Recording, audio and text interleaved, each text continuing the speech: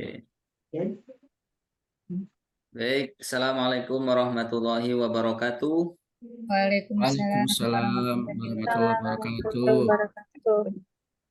Selamat siang teman-teman dan Bu Profesor Dr. Laili Komari MSI. Alhamdulillah kita dapat bertemu untuk presentasi tugas dari mata kuliah Manajemen Mutu Terpadu dari kelas D Sangatta. Mari sebelumnya kita awali dengan berdoa agar dapat berkah dan ilmu yang bermanfaat untuk kita semua. Berdoa sesuai keyakinan kita masing-masing. Berdoa dipersilahkan.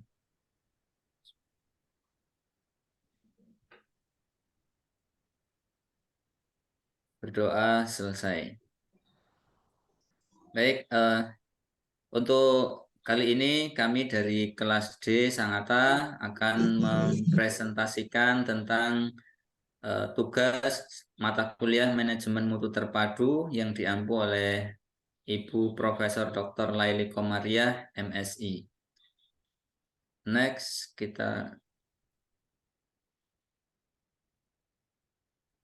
kami dari kelompok Sangatta beranggotakan Ibu Haifa Faras, Ibu Jamilah, Muhammad Fahrudin Siswanto, Mulyono, dan Ibu Sulis Setiawati. Next.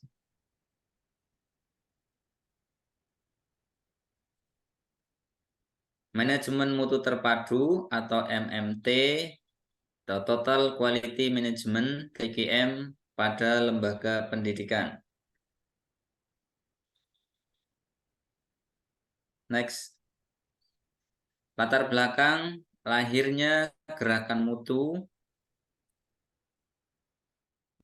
Mutu dalam pendidikan merupakan hal yang membedakan antara kesuksesan dan kegagalan, sehingga mutu merupakan masalah pokok yang akan menjamin perkembangan sekolah dalam meraih status di tengah-tengah persaingan dunia pendidikan yang semakin keras.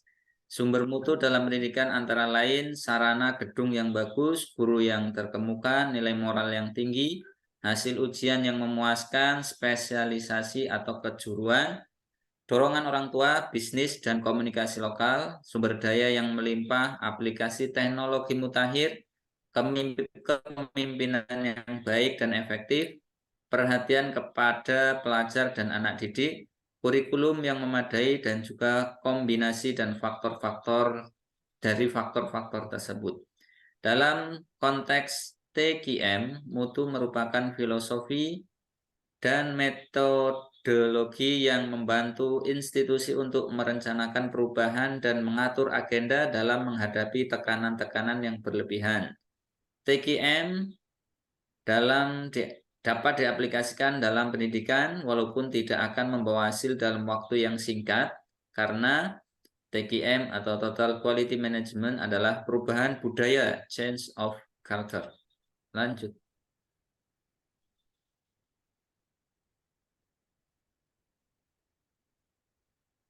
Dalam industri sejak dulu sudah ada keharusan menjaga mutu karena dapat membuat pelanggan semakin percaya terhadap produk tersebut dan akhirnya akan mendatangkan keuntungan bagi produsen. Kemudian lahir divisi kerja dengan nama Quality Control atau kontrol mutu. Kontrol mutu adalah proses yang menjamin hanya produk yang memenuhi kualifikasi tertentu yang boleh dilempar ke pasaran. Setelah Perang Dunia Kedua, kontrol mutu diganti atau ditambah dengan penjamin mutu dan perbaikan mutu dengan mengembalikan tanggung jawab mutu pada tenaga pembuatnya.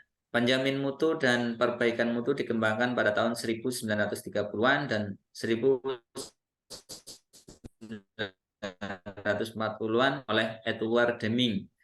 Gerakan mutu terpadu mulai dilaksanakan di Amerika dan Inggris dan pada tahun 1990-an kedua negara tersebut benar-benar dilanda gelombang gerakan mutu terpadu. Baik, silakan dilanjutkan oleh Ibu Jamilah. Baik, terima kasih Pak Mulyono atas kesempatannya. Sekarang saya akan menyampaikan pengertian dari manajemen mutu terpadu. Menurut Saskin tahun 93 pada halaman 27 mendefinisikan TKM is a system of means to economical product, good or service with specific customer requirement atau MMT adalah sebuah sistem yang dimaksudkan untuk memproduksi barang atau memberikan jasa layanan yang secara ekonomis yang memuaskan persyaratan atau permintaan pelanggan.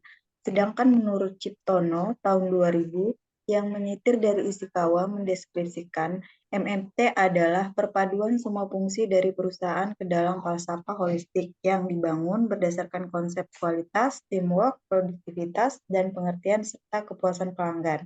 Sedangkan menurut Sellis mendefinisikan TKM adalah falsafah dan metode yang membantu institusi untuk mengelola perubahan dan menentukan agenda atau kegiatan yang berkaitan dengan tuntutan baru pelanggan yang secara bertubi-tubi mendesak.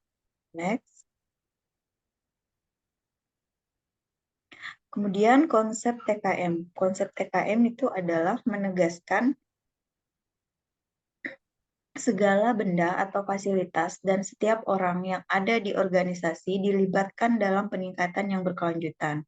Kemudian Q adalah dalam TKM adalah total kepuasan pelanggan adalah fokus utama dari semua manajer dan staf. Sedangkan M adalah TKM bermakna setiap orang dalam organisasi apapun status mereka, posisi atau peran mereka adalah manajer di bidangnya masing-masing.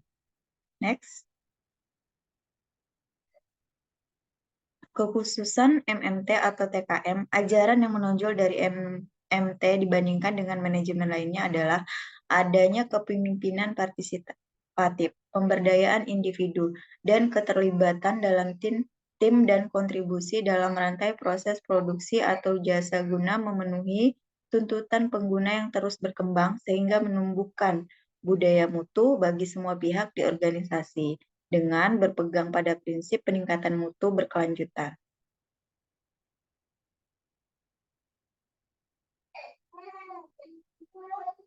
Masih saya, Pak Mul? Oke, dilanjutkan Bu Sulis, boleh. Terima kasih Pak Mul. Saya lanjutkan untuk pemaparan materinya yang penerapan MMT atau TKM. Dalam penerapan MMT di institusi manapun, Rose and Davis 1994 halaman 14 menegaskan perlunya aktualisasi dari 10 ajaran utamanya yaitu 1. Fokus pada pelanggan, 2. Obsesi mutu, 3. Pendekatan ilmiah, 4. Komitmen jangka panjang, 5. Kerja tim, 6. Sistem peningkatan mutu berkesinambungan, 7. Pendidikan dan pelatihan, 8. Kebebasan dan kendali, 9. Penyatuan tujuan, dan yang ke-10 adalah pelibatan dan pemberdayaan karyawan. Next. Tokoh-tokoh mutu ada 3, diantaranya filsafat mutu Deming, filsafat mutu Juran, dan filsafat mutu Crosby. Next. Yang pertama adalah filsafat mutu Deming. Penerbitan buku Deming Out of the Crease bertujuan untuk mengubah gaya manajemen Amerika, kritik Deming tentang manajemen Amerika. Penyakit mematikan bagi organisasi menurut Deming, diantaranya 1. Kurang konsistennya tujuan, 2. Pola pikir jangka pendek, 3. Evaluasi prestasi individu, dan yang keempat, rotasi kerja yang terlalu tinggi. Next. Kemudian, filsafat mutu Deming, hal-hal penting yang berkaitan dengan mutu poin Deming, diantaranya yang pertama, ciptakan usaha peningkatan produk dan jasa, 2. Adopsi filsafat baru, realnya dalam metode dan cara kerja baru, 3. Hindari ketergantungan inspeksi massa untuk mencapai mutu, 4. Akhiri praktek dengan menghargai bisnis dengan harga mengikuti mutu. Yang kelima, tingkatkan secara konstan sistem produksi dan jasa untuk meningkatkan mutu dan produktivitas. Yang keenam, lembagakan kepemimpinan. Yang keenam, lembagakan pelatihan kerja, tidak tergiur menggunakan tenaga asli secara cepat. Yang ketujuh, lembagakan kepemimpinan. Lanjut.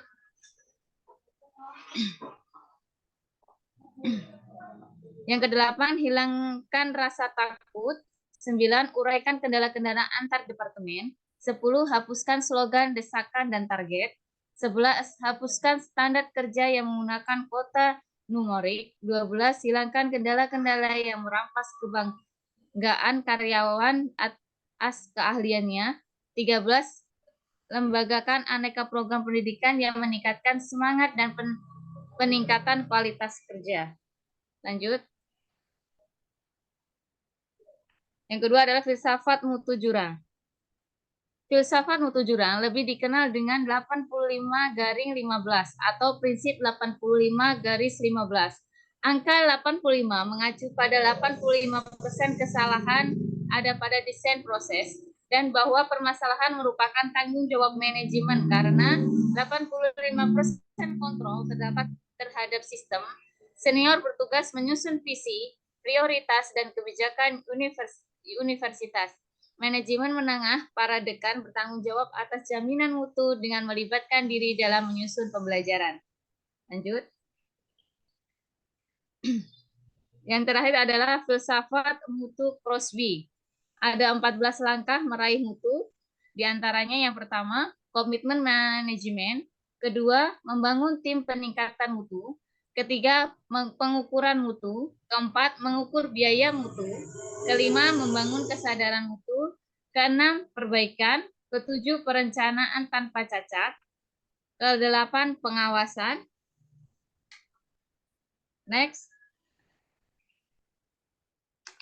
Kesembilan, penyelenggaraan hari tanpa cacat. 10, menyusun tujuan. 11, menghapuskan sebab kesalahan. 12, pengakuan. 13, mendirikan dewan-dewan mutu, dan yang ke-14 adalah lakukan lagi. Next. Baik, terima kasih Bu Sulis. Sama-sama Pak Mun.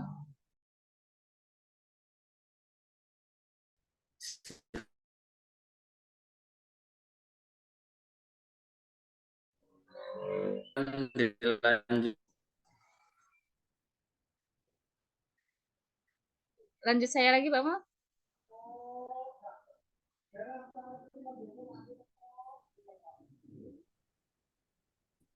Dilanjut Pak Farudin ya. Baik, terima kasih Pak Pak Nur. Farudin atau Bu Eva? Lanjut.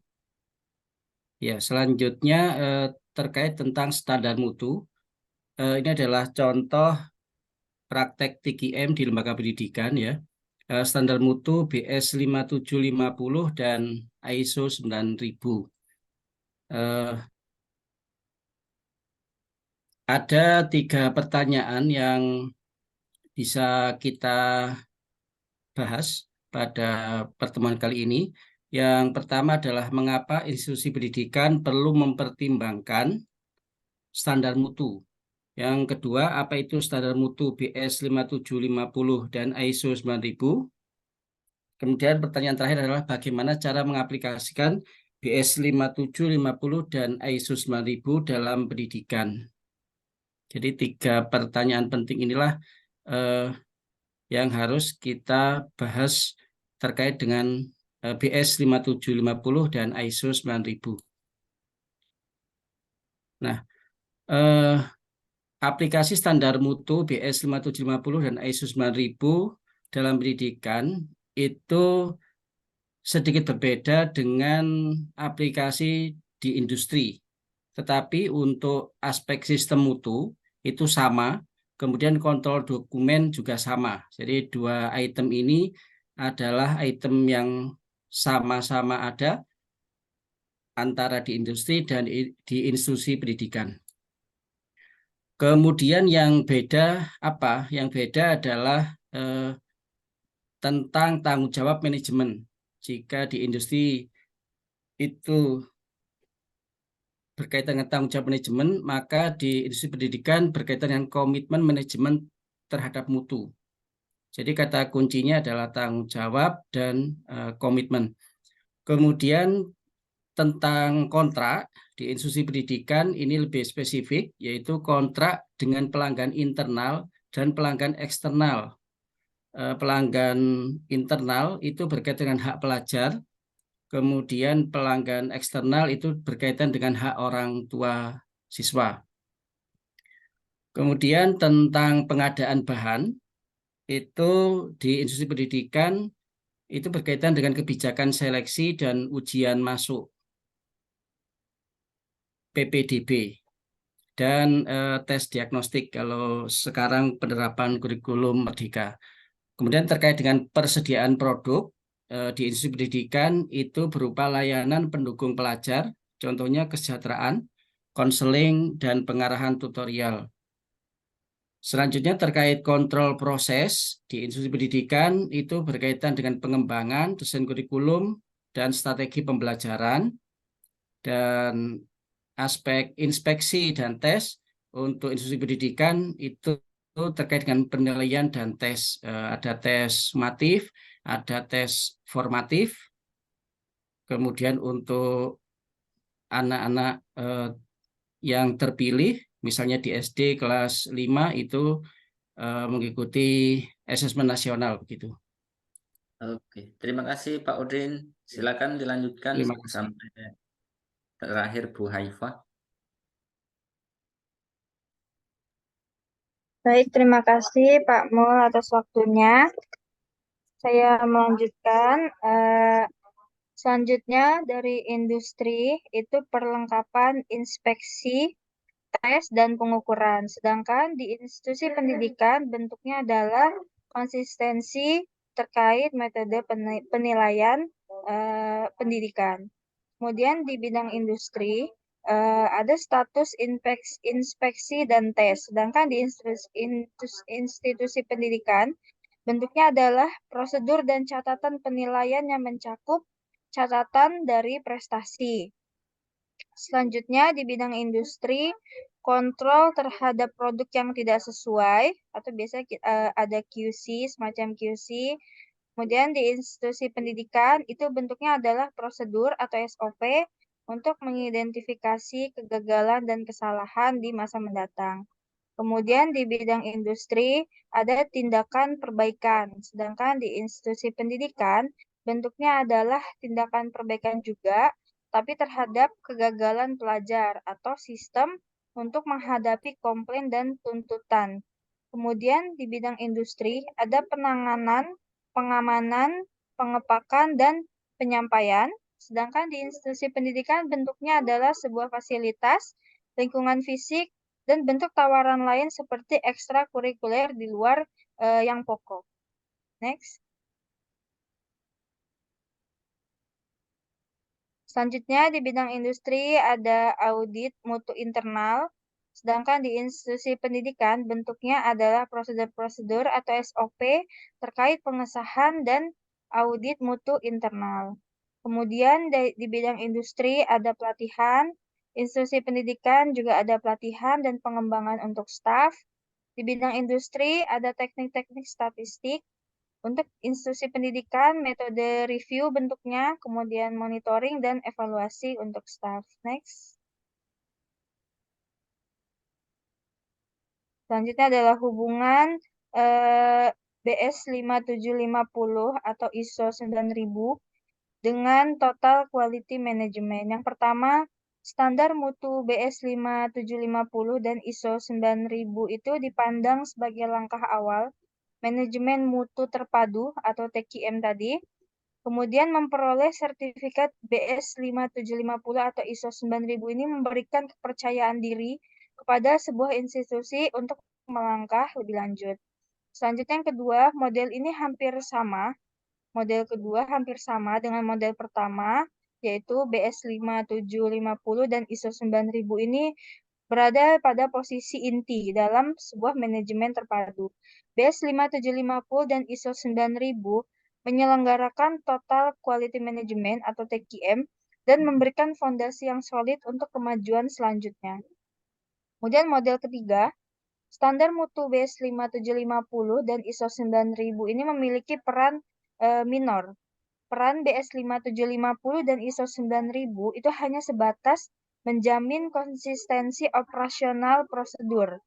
Mutu disampaikan oleh partisipasi aktif tim pengembangan atau development staff. Kemudian model keempat, standar mutu BS 5750 dan ISO 9000 dipandang tidak relevan diterapkan dalam institusi pendidikan. BS 5750 dan ISO 9000 dapat mengacaukan dunia pendidikan karena berpotensi mengorbankan tujuan dari pembelajaran itu. Next. Oke, cukup. Kamu saya kembalikan ke moderator.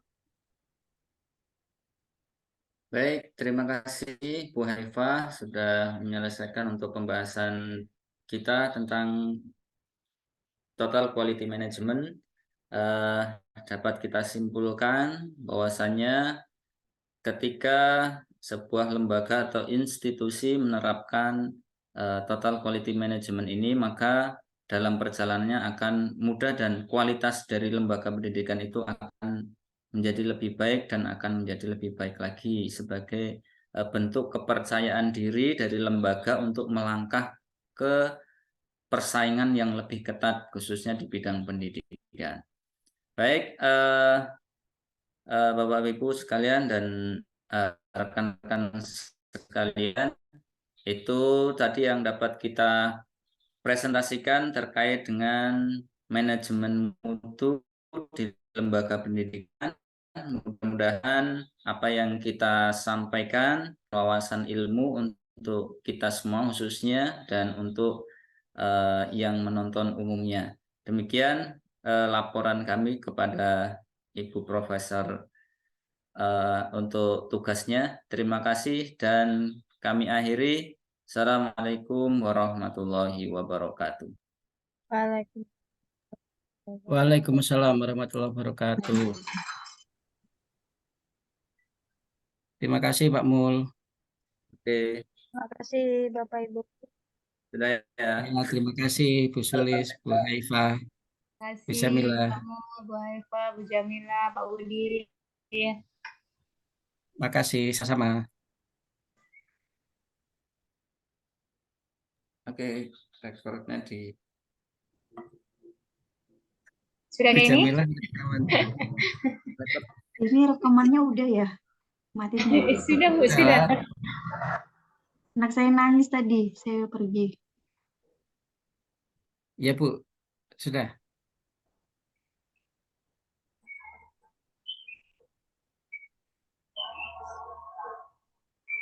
Di stop bisa?